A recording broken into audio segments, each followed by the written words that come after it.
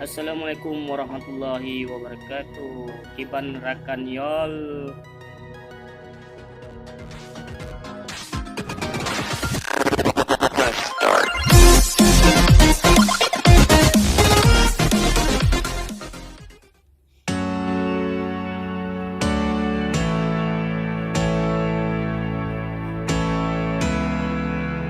Oke, di bak uronyo ulun kena pegah sama-sama hai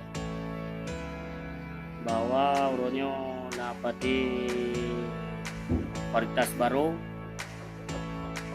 bukan baru hati biasa karena awak pakai yaitu varietas Impari lele. Kita saksikan bersama yang diproduksi di produk Pertani. Kita saksikan bersama rekan-rekan.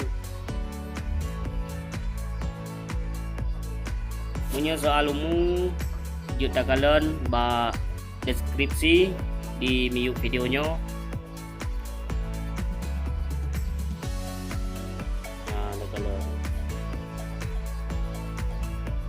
Nah, nya kalian pada di dalam.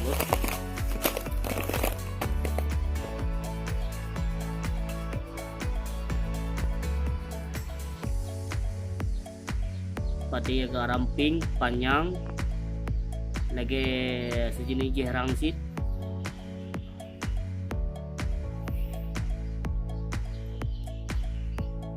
Biasa menyatakan tatanya yang bagok, punya produk dari padiku cap petani dari PT Petani ged ada.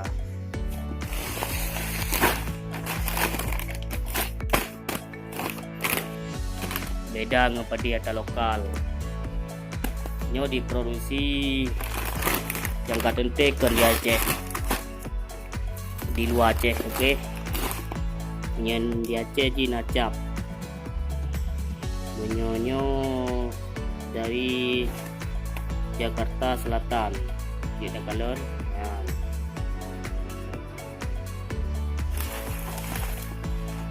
Nyata lokal Cimuri ju bak kertah menteng ka bere acap Aceh. Hai ada Aceh ke Cid. Lanjut tak pegah naga tak Aceh sepi tadu ba Acehnya kerakan. Aceh lid di Aceh tu. Ya agak aku tunjuk. Kita baca sama-sama. Punyanya Mandung sama tu nama cap padan ni Mandung sama ditulis karenanya sabo kata-kata yang disablon di bawah.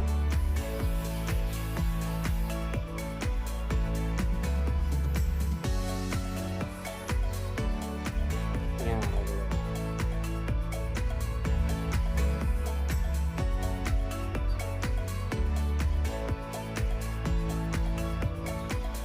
Oke akan yang menteng lah yang kita sampaikan bak videonya. Ini payang paket pi ni no tak mahal dah.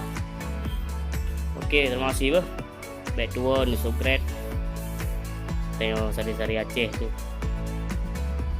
Assalamualaikum warahmatullahi wabarakatuh.